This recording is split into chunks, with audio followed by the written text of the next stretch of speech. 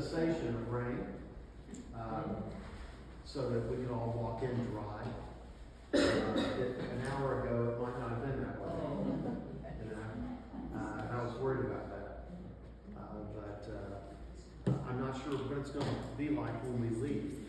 By my phone, it says it won't be until noon. Right. As the rain starts again, but we'll see what happens.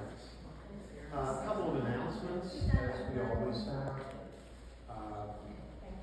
This Sunday is going to be our Memorial Day Sunday. And if you've been here before, either on Memorial Day weekend or Veterans Day Sunday, we have a slideshow. And that's going to be at the beginning of every service. And for Memorial Day, it will show all the members of this church who have died, who were veterans. And so it's a very moving part of the service. And if you've been here, you've seen that before. So that's going to happen for this weekend. And let's see, the next day, the MOA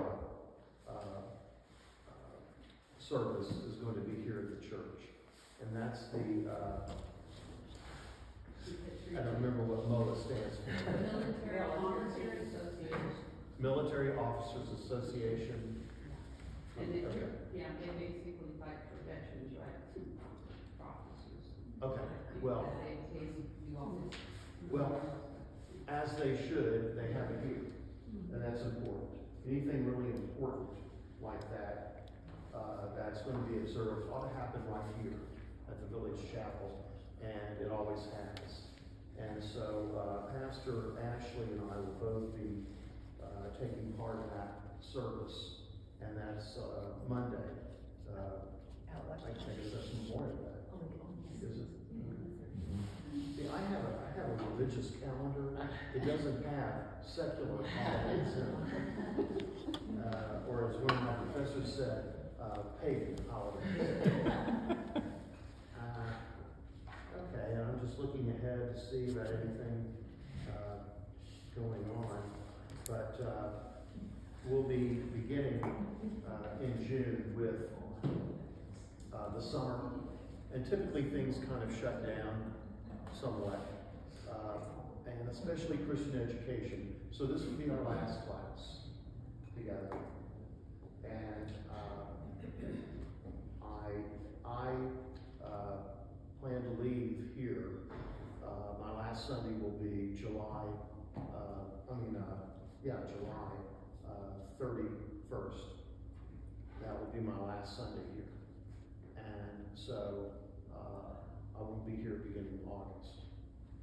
So there won't be another class. And not that I'm aware of right now. But Betsy and I will still be here in the community, and we'll be doing things to stay busy. You have to. You have to keep busy. I've always been afraid that if you ever said, I don't need to do anything else, God might just say, well, okay.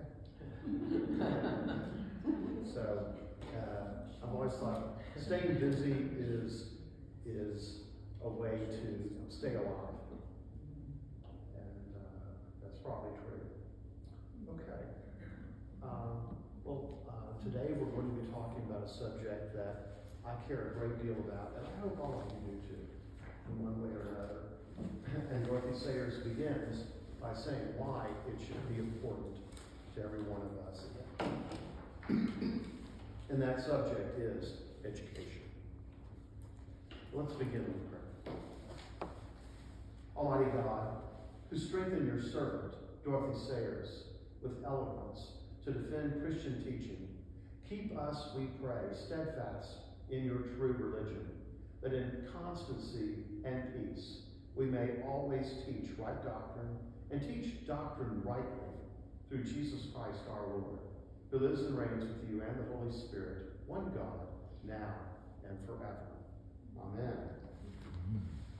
Well, today we're going to talk about this essay. I don't know how many of you were able to read it. The Lost Tools of Learning. by Dorothy Sayers, an essay she presented at Oxford, and it's not dated, but my understanding is that, 1947.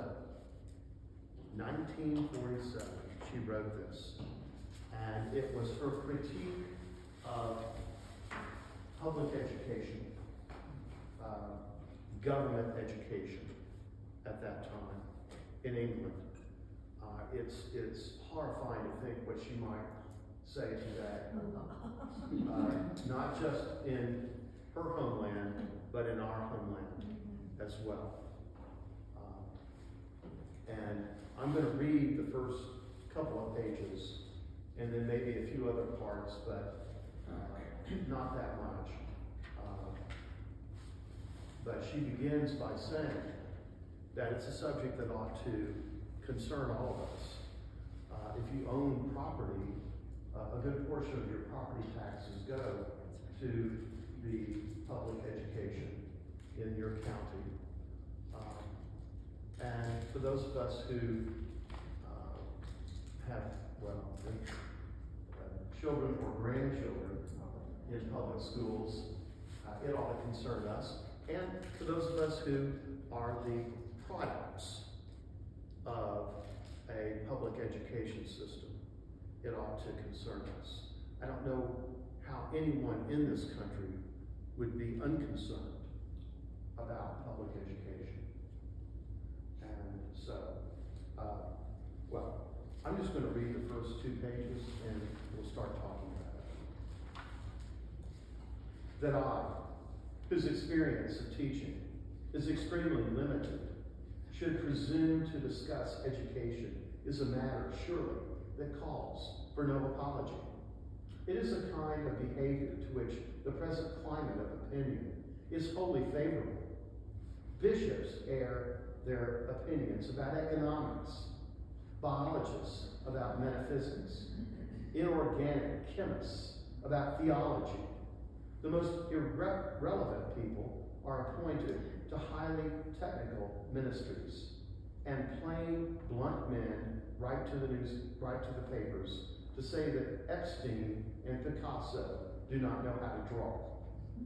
Up to a certain point, and provided that the criticisms are made with a reasonable modesty, these activities are commendable. Too much specialization is not a good thing. There is also one excellent reason why the veriest amateur may feel entitled to have an opinion about education. For if we are not all professional teachers, we have all, at some time or other, been taught. Even if we learn nothing, perhaps, in particular, if we learn nothing, our contribution to the discussion may have a potential value. And I would say every one of us, for better or for worse, in one form or another, has taught. You teach the people around you, especially children, if you've had children, in everything that you do and say. Again, for better or for worse, in one way or another. We're all teachers, whether we know it or not. I propose to deal with the subject of teaching, properly so called. It is in the highest degree improbable that the reforms I propose will ever be carried into effect. She didn't know. Neither the parents, nor the training colleges, nor the examination boards, nor the boards of governors, nor the ministries of education would countenance them for a moment. For they amount to this: if we are to produce a society of educated people, fitted to preserve their intellectual freedom amid the complex pressures of our modern society, we must turn back the wheel of progress some 400 or 500 years to the point at which education began to lose sight of its true object, towards the end of the Middle Ages. Before you dismiss me with the appropriate phrase, reactionary, romantic, medievalist, laudator, temporis, acti, meaning a praiser of the past, or whatever tag comes first to mind. I will ask you to consider one or two miscellaneous questions that hang about at the back, perhaps of all of our minds, and occasionally pop out to worry us. When we think about the remarkable early age at which the young men went up to the university in, let us say, Tudor times, okay, that would be the 14 and 1500s, and thereafter were held fit to assume responsibility for the conduct of their own affairs, are we altogether comfortable about that artificial prolongation of intellectual childhood and adolescence into the years of physical maturity, which is so marked in our day? To postpone the acceptance of responsibility to a late date brings with it a number of psychological complications, which, while they may interest the psychiatrist, are scarcely beneficial, either to the individual or to society. The stock argument in favor of postponing the school leaving age and prolonging the period of education generally is that there is now so much more to learn than there was in the Middle Ages. This is partly true, but not wholly. The modern boy and girl are certainly taught more subjects, but does that always mean that they actually know more? And we're going to talk about the word subjects that she says over and over again in this essay. Subjects. Has it ever struck you as odd or unfortunate that today, when the proportion of literacy throughout Western Europe is higher than it has ever been, people should have become susceptible to the influence of advertisement? She was in that industry. And mass propaganda, to an extent hitherto unheard of and unimagined. Do you put this down to the mere mechanical fact that the press and the radio and so on have made propaganda much easier to distribute over a wide area? Or do you sometimes have an uneasy suspicion that the product of modern educational methods is less good than he or she might be at disentangling fact from opinion and the proven from the plausible? How prophetic. Have you ever, in listening to a debate among adult and presumably reasonable people, that responsible people, been fretted by the extraordinary inability of the average debater to speak to the question or to meet and refute the arguments of speakers on the other side? Or have you ever pondered upon the extremely high incidence of irrelevant matter which crops up at committee meetings, and upon the very great rarity of persons capable of acting as a chairman of committees? And when you think of this, and think that most of our public affairs are settled by debates and committees, have you ever felt a certain sinking of the heart? Think about this. Have you ever watched on maybe C-SPAN Parliament, and how different Parliament is from our own House of Representatives or Senate? Okay, there they actually are still at least capable of debating. And when they debate, they're not reading anything. They're actually speaking to each other. Now, it may be something that they've already prepared in their minds, but rarely are they reading anything. They're arguing back and forth, sometimes to a point where you can't really understand what they're saying, but that's how they do it. You never see that. Rarely, ever, in our Congress, whether the House or the Senate. All they do is make speeches at each other. Most of those people that we call our representatives are not intellectually trained or capable of carrying on a spontaneous debate about anything. They just make speeches written for them by the people that you see behind them. That's their staff. They're the ones who write everything and pretty much do most of their thinking. And that's where we are today. Have you ever followed a discussion in the newspapers or elsewhere and noticed how frequently writers fail to define the terms they use? Or how often, if one man does define his terms, another will assume in his reply that he has used the terms in precisely the opposite sense to that in which he has already defined them. That's the story of our times. There are so many words and phrases that we use today that we don't define in any way together, that we don't agree on. Just simple words like justice, or a word like, I heard someone else the other day, immigration. How can you be against immigration? Well, what they meant was illegal immigration. There are different ways of talking about immigration. There's no end to all the words and phrases that we have today that we use. We're all saying the same words, but we're not meaning the same thing. And if we can't agree on how to define those terms, we're not communicating. And then we don't get anything done in this country. And that's why people turn off their news, because it's just so frustrating. There's nothing that's going on.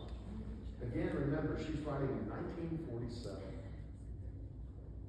Have you ever been faintly troubled by the amount of slipshod syntax going about? And if so, are you troubled because it is inelegant, or because it may lead to dangerous misunderstanding? Well, both. Same thing, it's even worse today. Do you ever find that young people, when they have left school, not only forget most of what they have learned, that's only to be expected, but forget also, or betray, that they have never really known how to tackle a new subject for themselves? Are you also bothered by coming across grown-up men and women who seem unable to distinguish between a book that is sound, scholarly, and properly documented, and one that is, to any trained eye, very conspicuously none of these things? Do you often come across people for whom all their lives a subject remains a subject? And I'll just say what she's talking about there when we talk about this. She's talking about the entire education from what we would call elementary school through high school, and maybe for some into college and beyond. And if you think about it, is it fair to say that most of us think of our education as taking subjects? And you might say, well, what subject was your favorite? What did you major in? What subjects were you good at, and what subjects were you not? And that's kind of how we think about education. Or as we say, reading, writing, arithmetic. What she's proposing here is that what's wrong with education back then in her country, certainly wrong in this country, is that we are missing the whole purpose of education, which is to teach people how to think. When they get out of school, how to think and reason and use logic to determine whether what's being said to them is true or false. Okay? Even if you don't remember trigonometry, you ought to be able to know how to think. And she's saying we ought to, those are the tools of learning. Learning how to think at the stages of our development. And she says there are 3 stages, and essentially we do too. we say there are 3 kinds of schools before you get beyond our public education: elementary, middle, high school, or we used to say elementary, junior high, and high school. Those are 3 stages that she's talking about. And she says that at those 3 times in our development, the way we learn is different.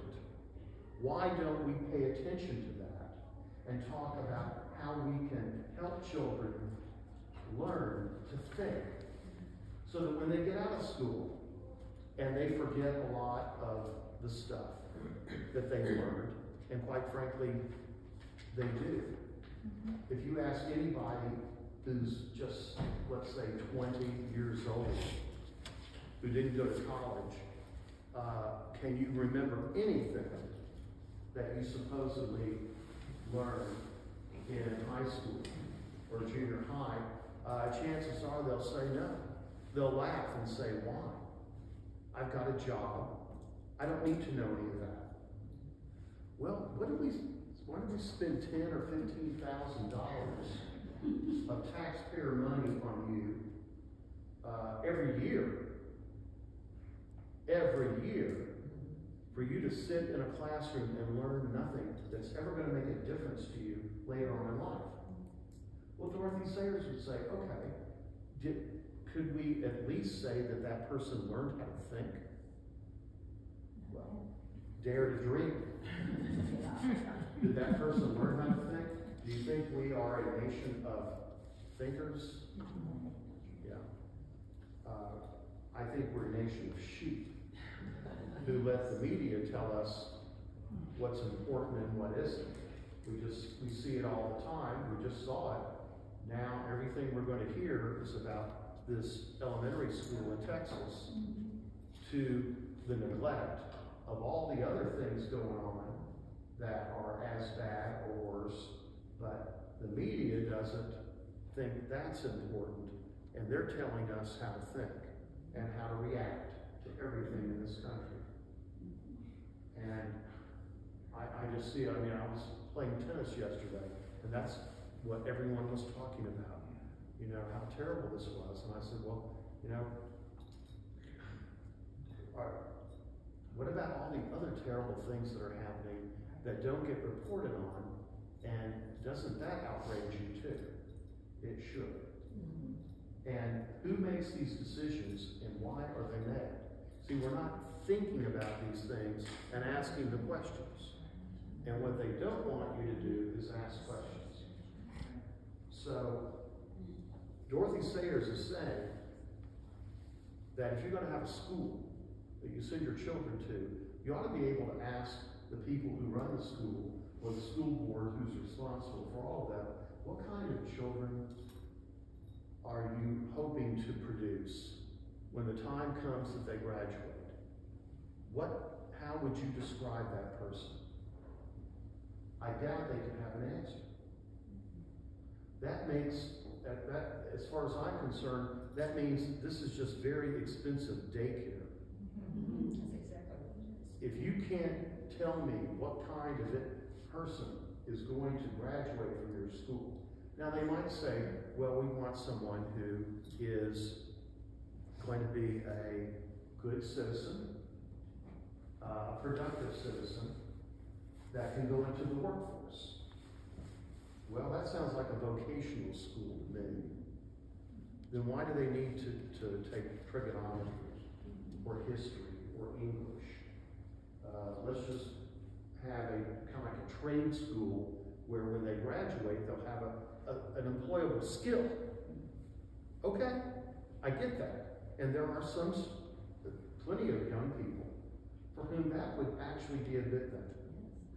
And there was a time in England where they did that, where you would take a test when you were probably 12 years old to determine your capacity to either go on to a university or to learn a trade. And at that time, when you were 12 or 13 or so, then you would be put on one path or another. And by the time you were 17 or 18, you either would have a job or you go to the university. They don't do that anymore? No, they used to. Yeah, they did. They did that in Germany as well. We don't do that. We put all our students in the same boat, whether they're going to college or not. And today, very few of them graduate from any of our high schools and go to a 4-year university the way they used to. Very few do, but that's a minority now. Okay? Many of them will go to the community college because they're not equipped to go to a 4-year university into a freshman class. They don't know how to write. They can't read even on their own level. And they have remedial work that needs to take place. So they go to a community college. But usually that means they're going to get into just a vocational program. I've asked John Dempsey, what percentage of his students go on to a 4-year college? It's very few. Very few. And I think many people would say, well, this is a great community college that we have. And it is, in many ways. And not just for young people, but for people our age. Okay. A lot of resources out there. And so,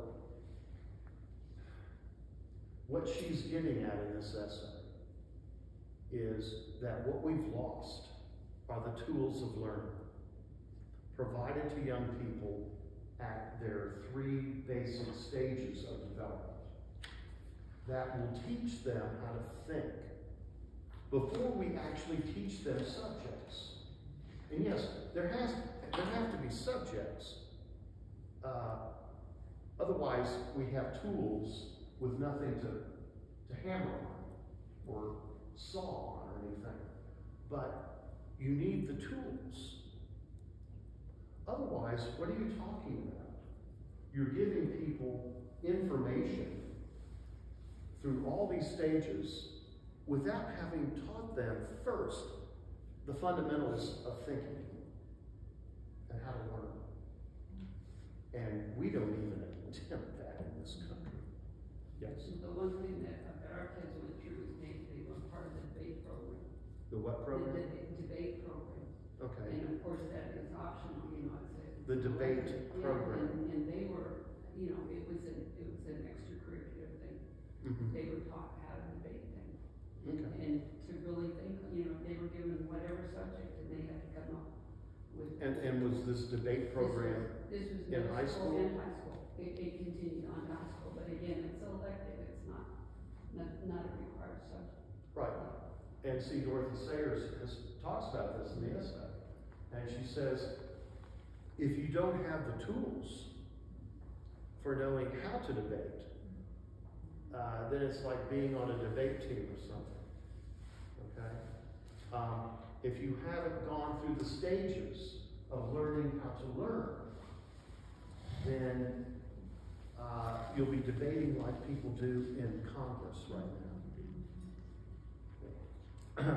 And I think it's fair to say that most of our elected representatives are not particularly well-educated people. Okay? Probably a bit more educated than the people in our meeting, who are not educated people for the most part.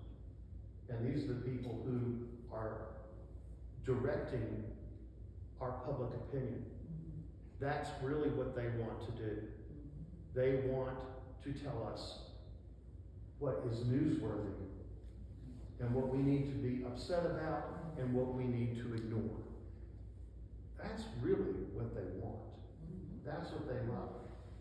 To think that they have that kind of power over us. And quite frankly, they do. They do. Well, okay. Well, let's talk about what she's getting at. And there's so much in here, and I hope you read this essay.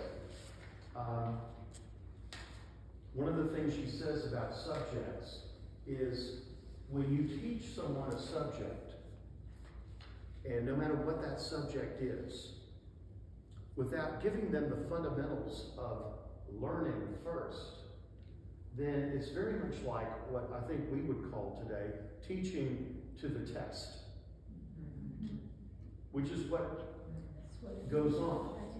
You find out, as a teacher, you find out what the test is and what it means. Like let's just say, well, I don't know that much about the testing for your grade sufficiency in math and English and that kind of thing. I was thinking mainly of the SATs, teaching to that, and basically teaching vocabulary words, or what students say are SAT words. And it's just teaching young people to be able to pass a test without giving them the love and the passion for learning, because they haven't been taught how to learn. And how to learn to be a lifetime learner. Someone, as you've heard me say in sermons, someone who is never satisfied with what you know now. I want to be, next year, a better writer of my language, a better scholar of the world around me, a better communicator of what I believe. We should never be satisfied with where we are now, but every year graduate to a new grade in this world. That's what C.S. Lewis talked about. He said heaven would be like that. We graduate from this life to heaven. And then heaven's going to be a different kind of school, a much better school, but it's still going to be a place where we grow. You're not just there static. That would be boring. Okay? And when I was a child and people told me that, heaven's just going to be like church for eternity, I'm like, I just, it's nothing to get excited about. I hope I live as long as I can before I have to go there. But that's not the way Lewis saw it. He saw it as an adventure where it just keeps getting more exciting and more exciting all the time. Well, school ought to be the beginning of that, where you're excited about learning, and you're excited about next year because you're going to learn more. And it's just not that way. I mean, people drop out of school because they're bored. Okay, they're just bored. I don't think it's not because they're dumb. They have teachers who don't really know their subjects, or at least aren't excited about their subjects.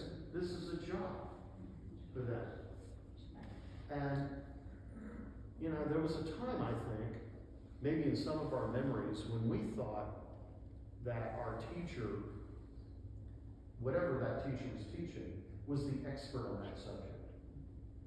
That this was what your teacher really loved and was passionate about, more than anything else. And you thought that because the teacher was, probably. I think those days are gone. Certainly by the 80s, when I started getting involved in public education, I rarely ever saw that. That was the exception, not the norm. It ought to be the norm. And basically, I'm talking middle school and high school right now. Okay. Elementary school is kind of different.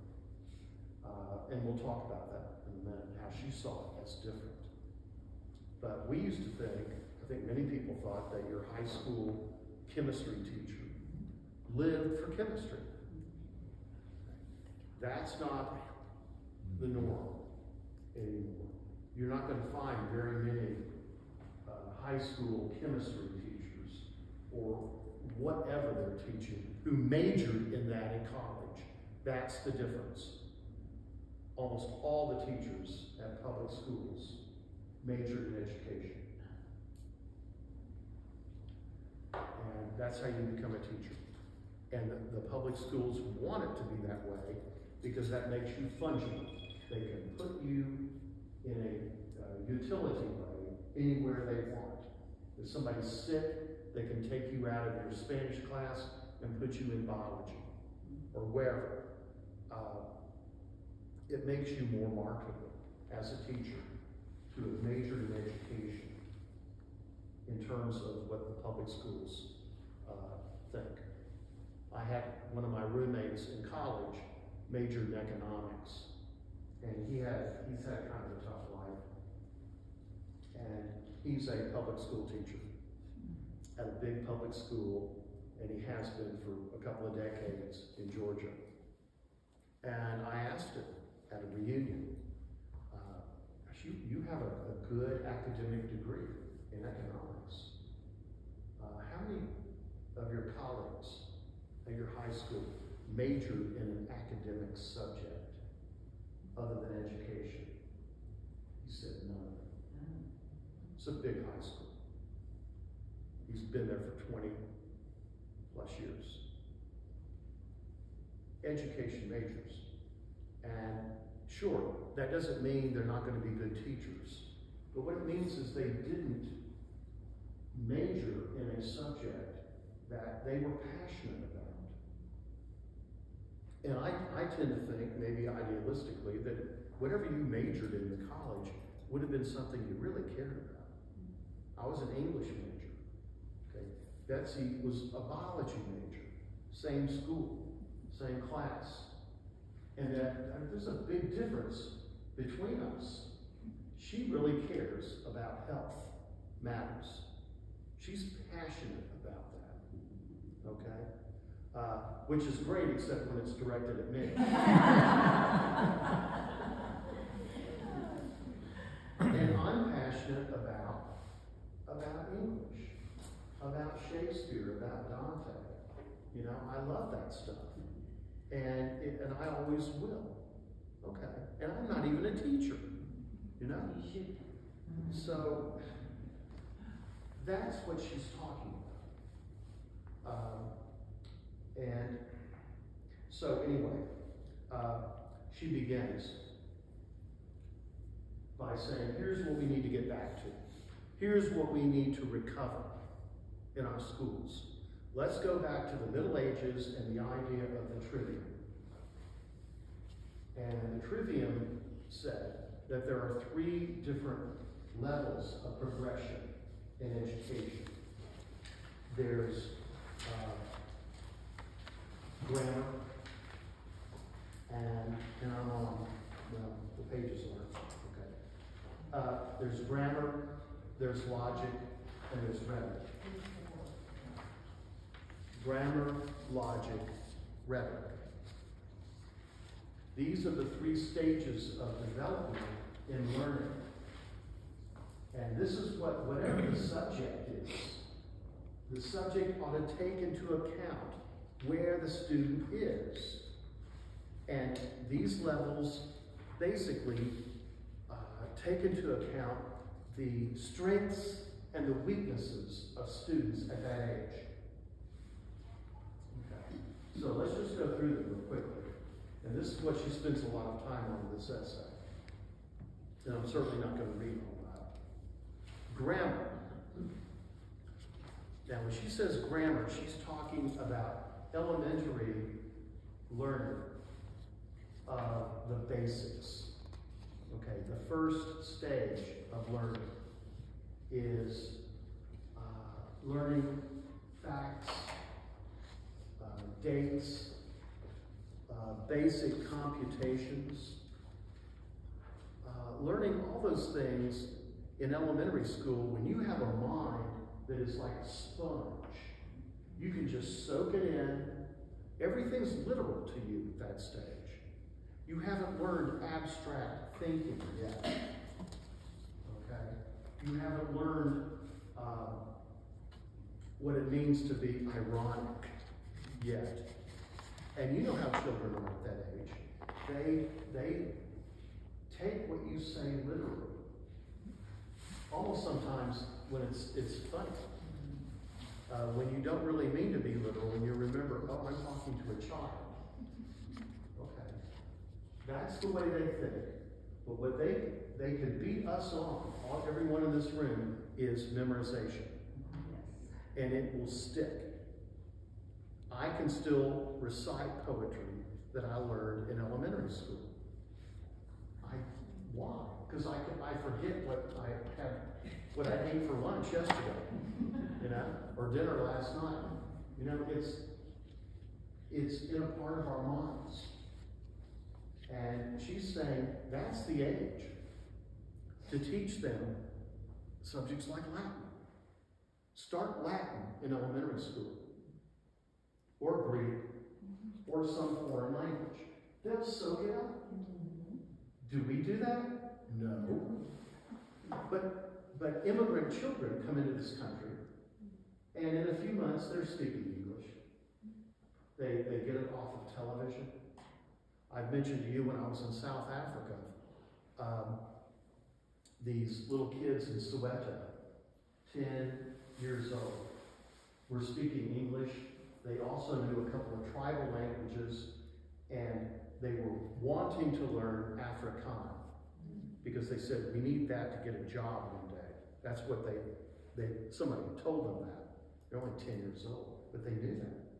I need to get a job, so I'll learn Afrikaans, which is a kind of Dutch language. And to me it sounded very much like German, which I took. Anyway, but they knew English, because everybody in the world now has been told, you better learn English. And they learned it off television, unfortunately. And even more unfortunately, watching soap opera that they all watch from America. I don't know which one. I don't want to know. Because they also learn, they think that's who we are, who they see on soap opera. But they learned English. I was able to speak to all of them. And the thing is, it's so easy at that age. And not just a language. What else can they learn? Facts, figures, poetry, anything that needs to be memorized, they can learn better in elementary school than at any other time. That's what she calls grammar. Just kind of basics. Before you learn how to write, before you learn how to write persuasively, you need to learn the grammar first. And so she's saying elementary school, whatever the subject is, teach them what they need as the basics that they can memorize. Do that. Okay. The second stage is logic or dialectic. Okay. And what is that? That's basically the stage in middle school. And my daughter, I wish she were here, because she's teaching in a school that is based upon this essay. It's a classical Christian school in Durham. We have one here in Moore County, in Whispering Pines, Sandhills Classical Christian School. I should have mentioned that first. There's a whole movement of schools in this country that are based on this essay. They are the classical Christian schools. And my children both went to one in Orlando when it first started, because I got excited about this idea. Betsy and I did. And that was in the early 90s. So it's been around that long. And anyway, I wish she were here, because in my family, everyone's always had First Amendment rights. And that is to tell me whenever I make a mistake. and my daughter certainly knows that she has that privilege. And but she's teaching 7th grade English, and has been for the last 10 years, and loves it. Okay, loves teaching at that kind of school. And anyway, in that 7th, 8th grade time. Many teachers will tell you that's the hardest age to teach because they know just enough to be dangerous. And they love to argue with everything. That's what they're good at. See, they don't really know yet how to reason rationally, but they'll argue with you about everything. Okay, well, use that. Use that natural impulse that they have to channel their energy. So have them start debating at that age. They don't yet know enough to be able to take, perhaps, both sides of an argument. That'll come later. And that's necessary. That's what we learn how to do in law school. Take both sides. You have to be able to do that to win your case. But they are passionate enough about what they believe that they want to argue. So use that again in every course that they take, every subject. And let them argue. And let them learn how to express themselves and to get over any shyness about that. And as a teacher, you know how to do it. You know, encourage them. Encourage them to speak out. Don't try to shut them up or, at this stage, tame them in any way. And you'll find they're all natural arguers. They're just getting to the stage where they become, in their own homes, their parents will tell you, you know, all he ever does is argue with us about everything we say. Okay, fine. Well, use that. And if you're a parent, and it's harder as a parent, you're not getting paid, it's hard to deal with that. And unfortunately, a lot of parents just say, shut up, I'm the mom, I'm the dad, don't question me. Well, I don't know. I would never give anyone parental advice. Believe me, who am I to do that? But it would be nice if we could find a way as parents to channel that energy in a productive way. What you don't want to do is muzzle your children, because that energy will come out in some other way, and often destructive ways. So John, in these schools where they were talking about where they would let them channel it, how do they channel it? What is the productive or positive way to allow them to channel it? I mean, you don't want them to just be arguing with no point. Well, I know. Well, sure. How do you channel it? Well, as a teacher, you're supposed to know how. Yes. But obviously there has to be order in the classroom. Right. So what you do is you say, you give them a time, maybe every day, to debate. And say, okay, now we're going to have this time, or at least a time in every class, to say, okay, now for 10, 15 minutes, we're going to do this. And you give them that opportunity. And I can remember the prep school I went to, we did things like that, where in classes we were given the chance. We thought that it was just kind of a fun time. But looking back on it, I can see that it was a time when the teacher was kind of letting us vent a little bit, but in an educational way. We didn't really know what that was. We just knew he was stopped. He wouldn't be talking now when we could. So, but that's basically what it is. So a good teacher would be able to tell them or show them or teach them how to make their argument, how to Could give them advice, but the idea is they're going to argue anyway. They want to. They're at that age in their lives when they just want to, well, in some ways, just be obnoxious. And what you want to prevent is being mean or cruel to each other. or disrespectful to each other. And you can at least begin teaching them that. Be quiet, don't interrupt, don't say things that are against that person. Say things against that argument. Right. And you can at least begin that kind of thing. At that age, they can at least understand that there are rules to debate. They don't yet know how to reason. All they know is what they think. They can't see themselves in the other person's place yet. Eventually, that's what they have to learn. To be able to persuasively say what they really believe. I don't think you can do that if you don't know the other side. And that's the training that you learn in law school, too.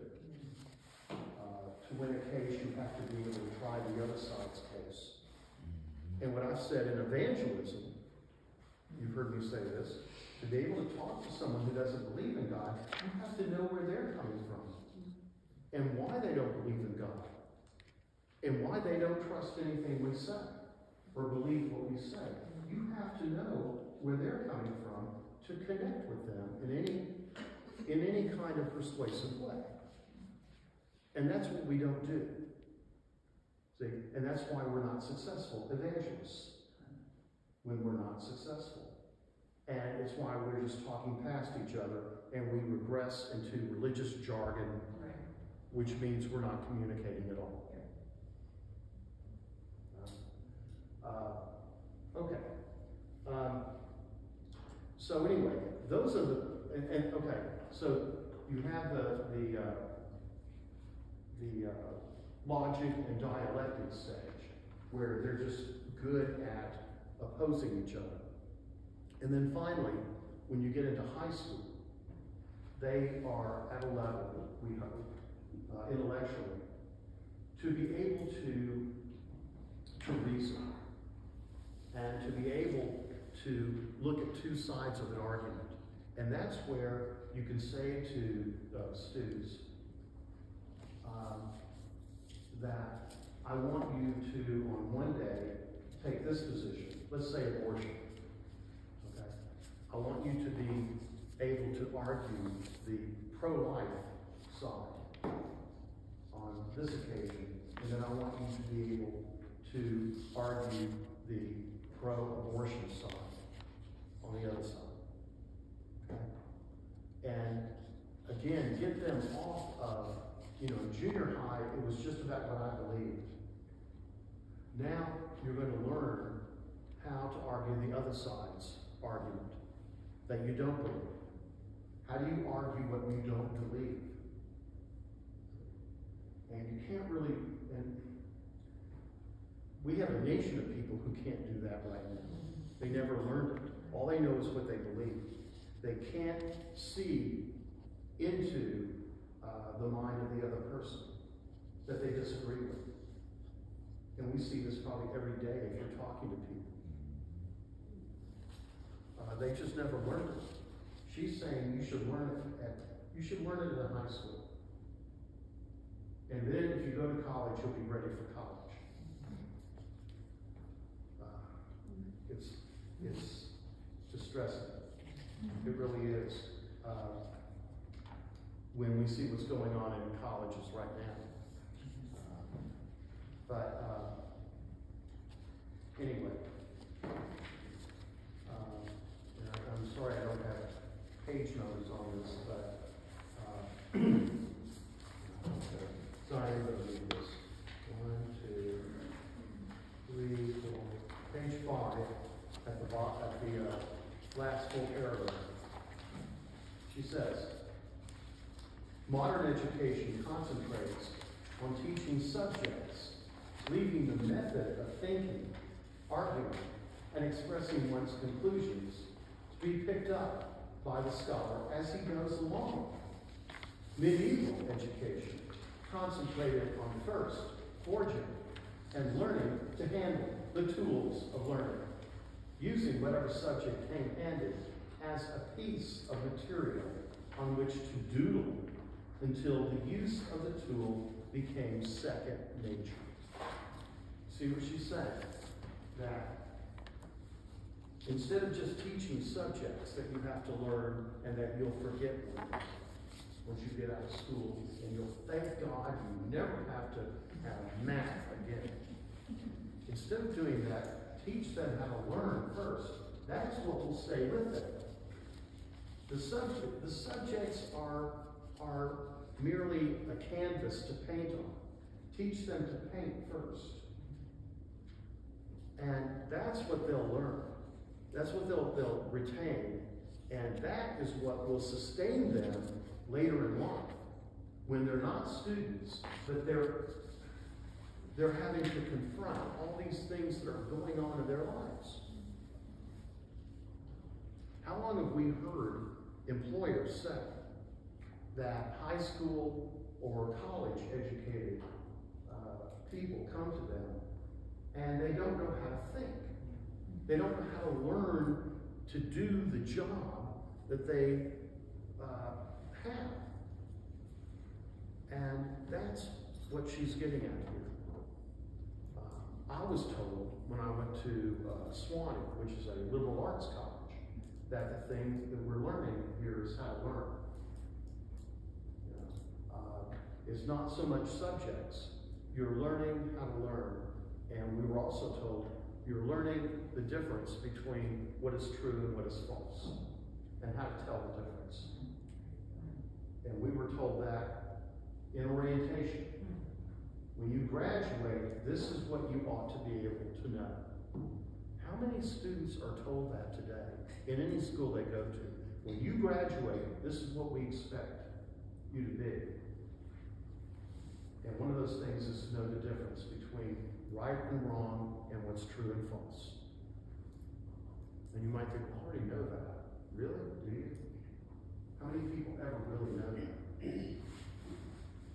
No. Okay. So, basically, we know when she says subjects what she's talking about. And then on the next page at the bottom, I'll just read this. I thought it was really good. For we let our young men and women go out unarmed in a day when armor was never so necessary. By teaching them to read, we have left them at the mercy of the printed word. By the invention of the film and the radio, we have made certain that no aversion to reading shall secure them from the incessant battery of words, words, words. They do not know what the words mean. They do not know how to ward them off, or blunt their edge, or fling them back. They are a prey to words in their emotions, instead of being the masters of them in their intellects. We who were scandalized in 1940, when men were sent to fight armored tanks with rifles, and not scandalized when young men and women were sent into the world to fight mass propaganda with a smattering of subjects, and when whole classes and whole nations become hypnotized by the arts of the spellbinder, Hitler. We have the impudence to be astonished. We dole out lip service to the importance of education. Lip service, and just occasionally a little grant of money. Well, now it's more than little. We postpone the school leaving age and plan to build bigger and better schools. The teachers slave conscientiously in and out of school hours till responsibility becomes a burden and a nightmare. And yet, as I believe, all this devoted effort is largely frustrating because we have lost the tools of learning, and in their absence can only make a botched and piecemeal job of it. How often are we told how important literacy is? And it is. We have people in this community, the Moore County Literacy Council, okay. Stuart Mills is in charge of that. Okay. And then we're told that in some place like Cuba, well, everybody's literate. Everybody can read. Anyway, there's a great amount of importance put on literacy. And yes, that no child should ever grow up illiterate, who can't read. But is that necessarily something to be proud of? Oh, everybody can read. Because if you can't read with any sense of scrutiny and reasoning about what you're reading, whether it's true or false, then it's sort of like leading, the proverbial horse to water, but he can't drink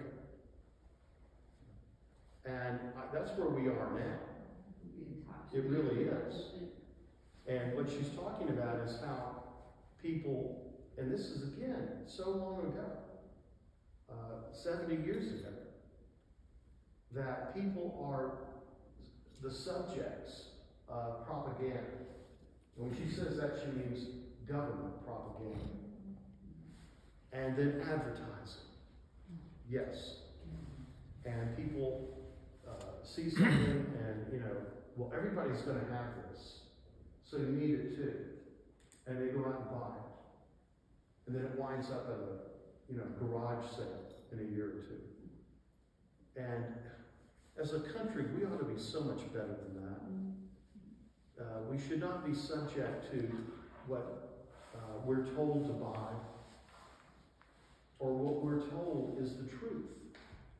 And you see, the truth changes every day, just in this story from Texas. Every day, it's changed. The facts have changed. And yet we're supposed to be, our emotions are what we're told are most important. We should be outraged and about this. To the neglect of, the stories that we don't hear about. But they're out there. They're happening all around us all the time. But they're not newsworthy. The media doesn't think it can use this in some way for their own purposes. And that's the kind of thing I think we ought to be asking. Asking the questions. What aren't we being told? And how true is what we're being told? They're counting on us being too stupid to ask those questions. I'm just telling you, that is the truth. And yet, the amazing thing is these people are not as intelligent in the media as most of us are. They're really not. If you look at just their formal education, they're not. And I think it's just going to take us to start questioning everything. And I really think that's the way we ought to be right now. Questioning pretty much everything that comes at us from screens, whether it's advertising or news. Okay, well, the rest of this is where she basically gets into, and she uses different words to describe those stages that I call grammar and dialectic and rhetoric. Okay, the three stages. She calls them, the first one is Paul Parrot, and then Pert and Poetic. Okay.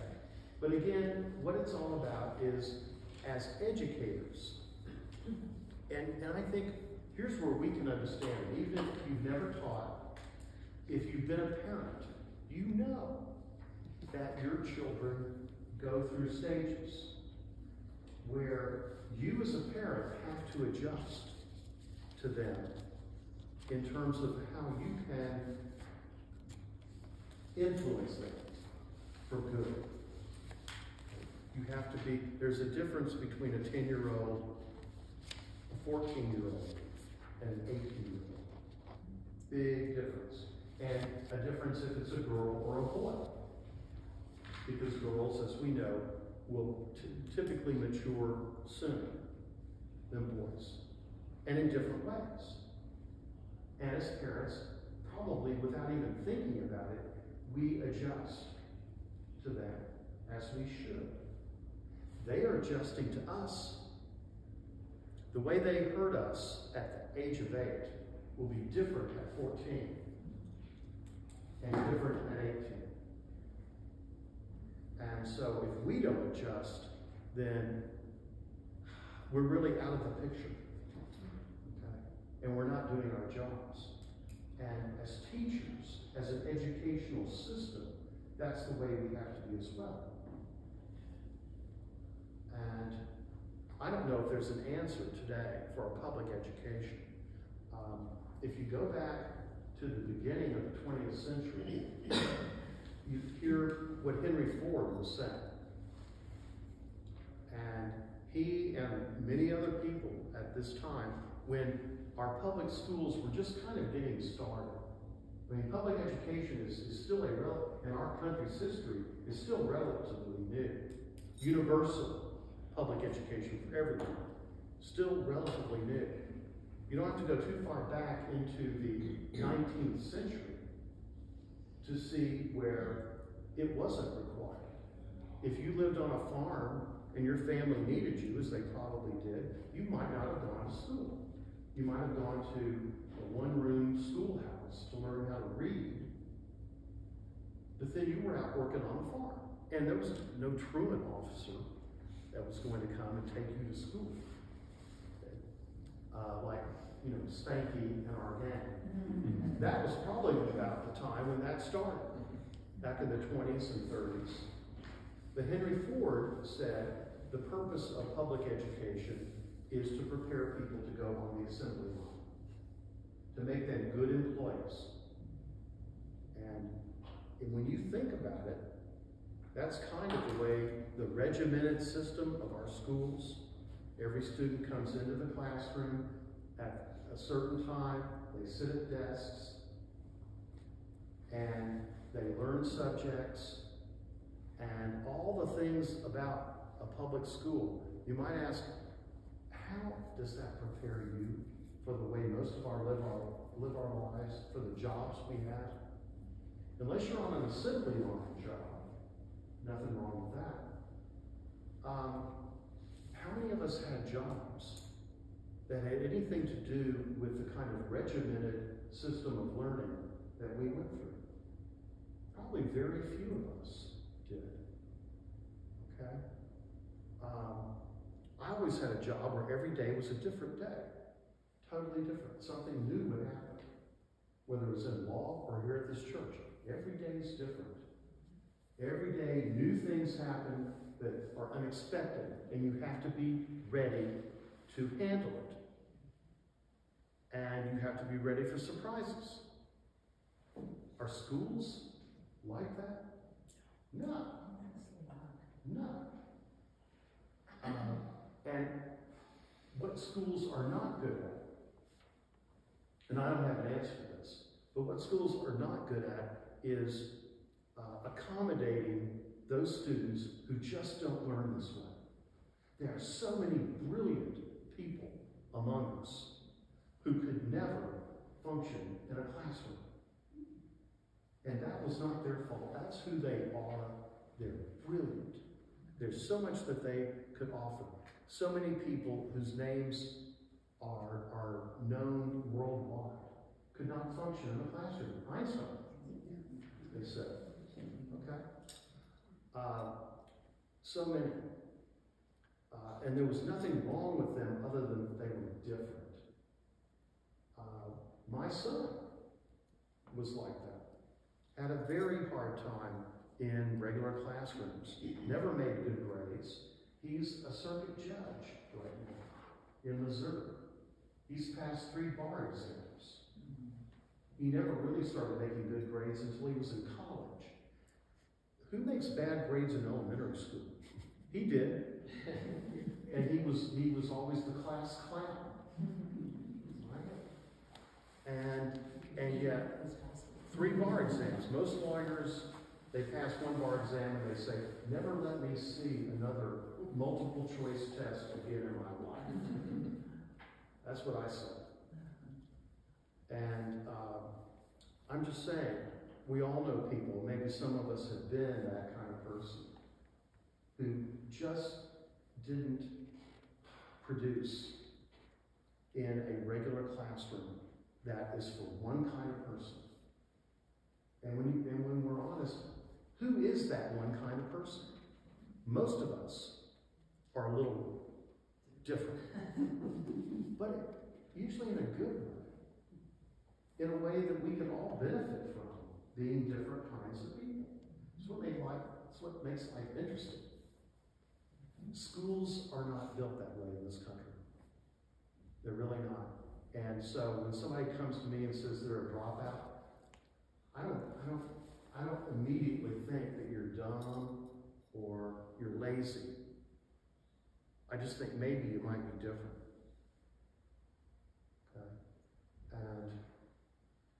And anyway, she's getting at a kind of system. And also in England, one thing they do, they don't have grades, they have forms, right? And you don't really get out of the form you're in until you actually have learned what they have to teach you. That's another thing we do in this country. You just keep moving on. You know, I remember some time ago, that didn't happen. You actually had to progress, to move up, where they keep you back, as they said. Remember that? Okay. I don't think that happens. I don't think that happens anymore, because we see that as a failure of the teacher. And again, if you're a teacher today, you're going to be evaluated based on the testing of your students. And also the graduation of your students from your grade to the next. So what are you going to do? I mean, it's your own survival. And also your own career. So you're going to do everything you can to make your students look as good as possible on paper and in every other way that they're measured to the principal and the school board, whether they've learned anything or not. They don't have to learn anything. They're measured by testing. And what was it, a couple of years ago in Atlanta? They had that testing scandal where the teachers were fraudulently saying that all these students had done really well when they hadn't. The teachers were doing it for their own careers. And I can identify with that as a pastor in a church. When it comes to how are you evaluated? Well, many pastors feel like they're evaluated by two things: church attendance and revenues. And I've said from the very beginning, it's sad but true. If I go into any church, and I don't care what denomination it is, and I can say I have brought more people, that while I'm here, more people are attending the church, and we've got more money now than we did before, then it wouldn't matter whether or not I believed in God. Yeah. Would anybody care? I mean, I'm not going to preach that. But if I confided to people, well, you know, I've lost my faith and I'm not sure if I even believe in God, let alone Jesus Christ. But the money's coming in. The attendance is better than it's ever been. Do you think anybody's going to say, well, you know what, I think you need to leave here now? If that's reality. It's sad, but it's reality. And it's something we ought to deal with. And, you know, here in Moore County, we hear about problems with the school board and that kind of thing. Issues and all that. To me, the only issue is learning. Are students actually learning anything in the schools or not? And we have so many that are below grade level in the basics. That ought to be, to me, the only issue. And until that's resolved, who cares what the buildings look like, you know, or the teacher's salaries, or anything else. The most important thing is that students are educated. And when so many are not, then why aren't we dealing with that? See, when I think most of us were in school, let's just say elementary school, that's when I remember hearing about grade level stuff. I never heard that in a private school, so different thing. If you weren't on your own grade level, then you were going to be held back. You were not going to progress. And just being on grade level, that meant you were probably the bottom of the class. Most people were above grade level in reading. And I remember, I don't want to remember this, but I remember in 4th grade being told that I was at 11th grade reading. And I wasn't the smartest person in the class. It wasn't that big a deal to be that much higher than your grade level. It was almost expected. And to be just at grade level was, well, you need to work harder. To be at grade level, not to be at grade level. And I mean, to me, that's just an utter failure of the school system. Private school that you were going to, not a public school? No, public elementary, yeah. Public elementary. Yeah. And were the parents concerned? In private school, they don't usually talk about it. They don't think in terms of grade level stuff. It's public schools. Okay, I was educated in a northern school area, not the southern.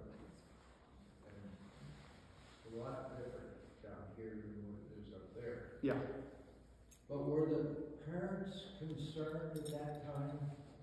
Or what was going on the education of their children? At that time, I don't know, because I was a child. Well, based on, were your parents concerned? Were your parents concerned at your development level? Yeah, my parents are probably not good examples for anything. But I will say this: I was always told, growing up in the South, that the schools in the North were better. In general, I mean that was just a perception in the South. I was always taught that the northern schools were better than the southern. Yeah. My mom Yeah. taught elementary school, and it was all about, just like you said, it was all about grade level. And back then, and this was prior to, when they introduced merging schools and all that. But the teachers taught up to the highest level in the classroom, and now they have to teach down to the lowest level. There is no, you can't, I don't know how you get them out of that. And part of that is teaching to the test. Mm-hmm. But when equality entered into the picture, it was like, forget it. Yeah. To me, that was my experience. And that was my mom's experience. She would get so frustrated because, she had some very bright children in her class that she could not take the time to teach and get them motivated to learn because she was having to, get these others up to grade level. Well, practically speaking, then what happens is good students generally are self-motivated. Right. And they're going to teach themselves. When they're not in a classroom, they're reading, they're learning more, they're talking about things that they're interested in to like-minded students. They're not goofing off and playing games that much. They want to learn, you see. And I don't know, I guess I'm kind of cynical about public education, but I think whenever I talk to people about this, they'll say, well, let me tell you about my grandchild or my child who did really well at this public school. And I say, I think that child would have done well if you just opened the library to that child every day. That child would learn on his own pretty much everything that he's going to need to go on in life. You may not be able to teach yourself chemistry or trigonometry. I couldn't have. But I was going to read anyway. Shakespeare and Milton and Dante. Whether it was in a classroom or not, I wanted to know that stuff.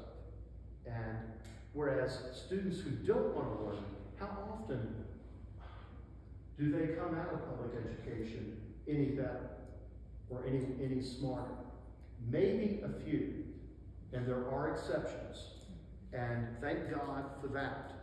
But I think for most students who are just there for basically to see their friends every day, and it'd be really cynical who are there to sell and buy drugs. They're not going to learn no matter what. Yes. Well,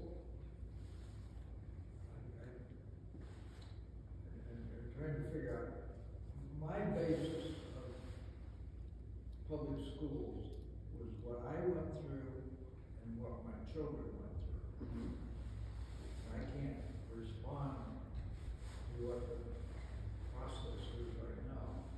But when I went through school, I would say the vast majority of parents were concerned with what the kids were being taught.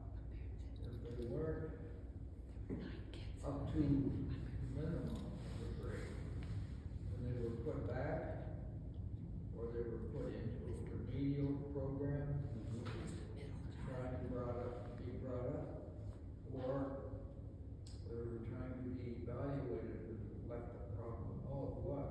Mm-hmm. Why the kid, maybe he wasn't Einstein and shouldn't be there. Mm-hmm. And that was also true when my kids were being educated at the school that I had to go to. And that I don't feel, I'm hearing that it doesn't happen now. Well, I think people perhaps innocently assume that when they send their children off to school every day for 12 years, that they're learning. And when they graduate, they think, okay, I got my money's worth or time's worth out of this. Most parents are not, quite frankly, as products of public education, might not be all that adept at scrutinizing the education that children have. And even if you were, think about this, because I was in this situation with my daughter. How critical do you think you can be with public education? In terms of, let's say, a teacher. When your child is in that classroom, and you might be thinking, of course, as a parent, if I get a reputation as a problem parent at the school, and you will have that reputation if you start questioning anything they do. Oh yeah, they'll know who you are. Then will they take it out on my child? See? And as a parent, you have to think that. I don't want my child to be penalized because of me.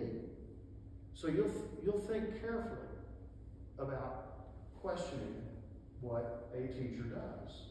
An example I give real quickly is my daughter was in the International Baccalaureate program at a high school in Florida. They have that in Mecklenburg County. I know, Charlotte. They have it in Cumberland County. I don't know if they have it here. Okay, I don't think they have it in Moore County. That's supposed to be the Cadillac program in public education. Okay, you are basically in a school within the school. You're around just the kids who are in that program all day long. You don't really hardly see the rest of the high school. Okay, it's almost like a private school in the public school. And my daughter was reading King Lear and came home, and I was asking her questions about it,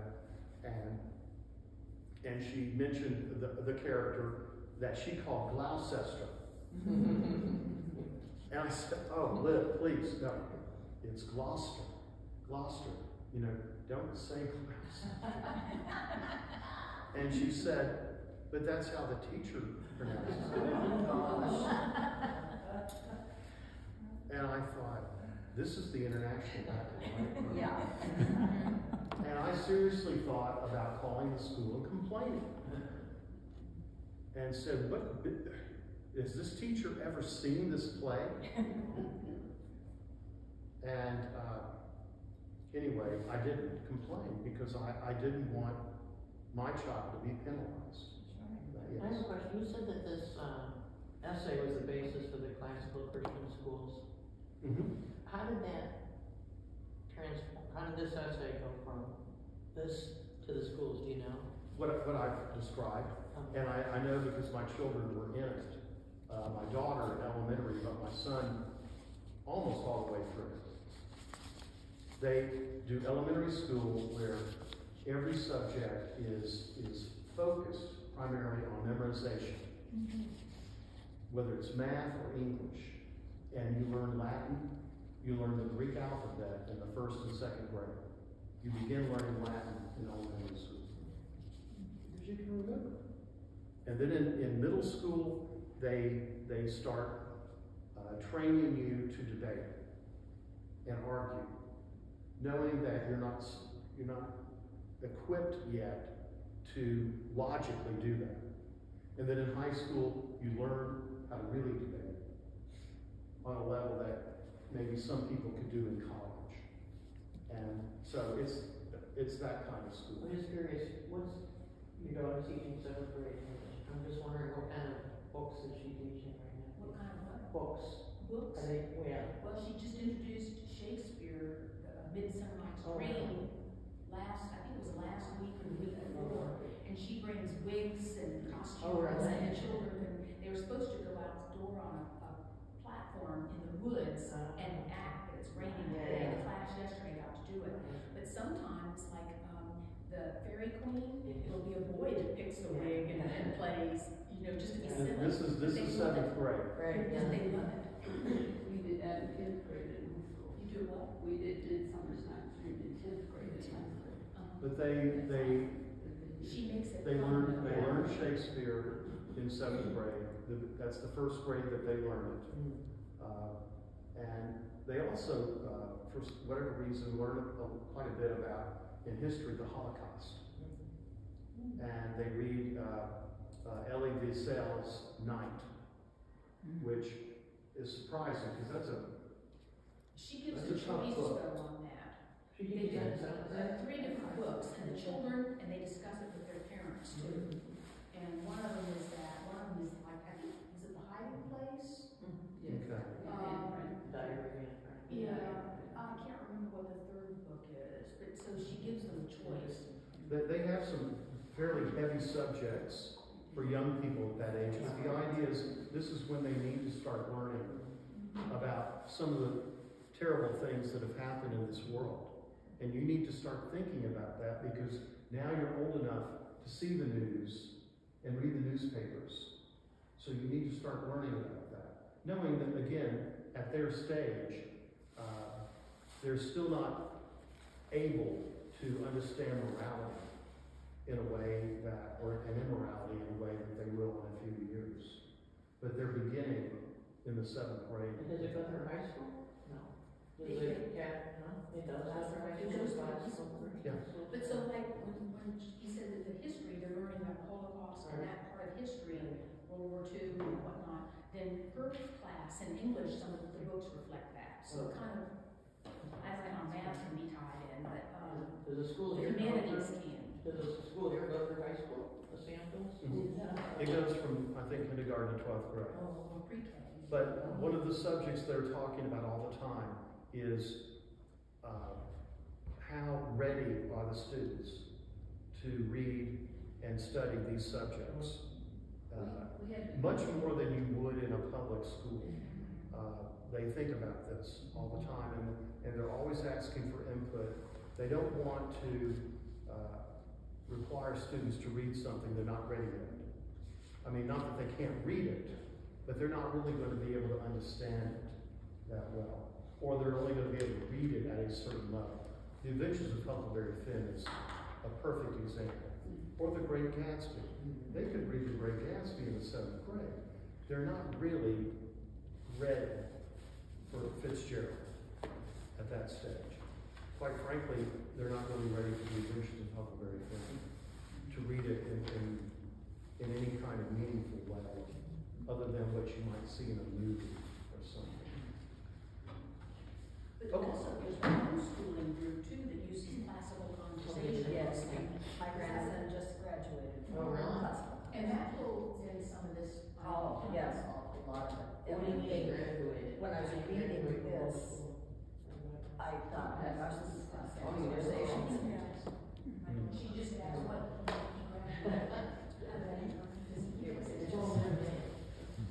Well, he's been, he has, I mean, his transcript through homeschooling is handled by an out-of-state place that does that for parents who homeschool.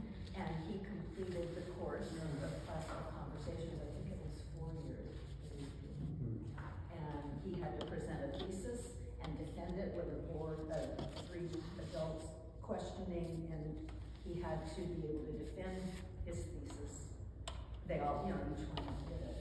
It was, and I went to that, it was phenomenal. How do they do a lot of memory work too. Oh, yes. Some of my cousins children doing that, and reciting all this memory stuff, and you never forget it. And how do they filter out in the hiring of teachers? Are they pretty strict in how they hire? They are, and that's one thing that Dorothy Sayers says.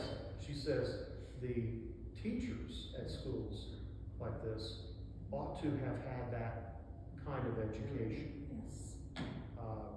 And my daughter did, for at least a few years. So she kind of feels like she's coming home, Yeah. to be able to teach in a school like that.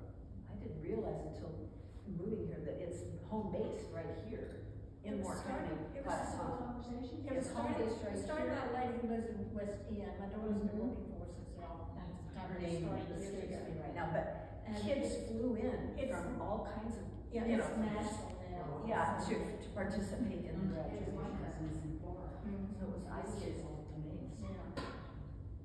Okay, well, thank you all so much Well, thank you. for your attention, and Don't blame.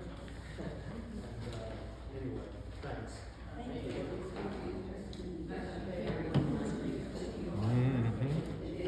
But it makes me feel bad for my grandchildren. Listen, I'm sitting here saying the very same thing. Yeah, my granddaughter.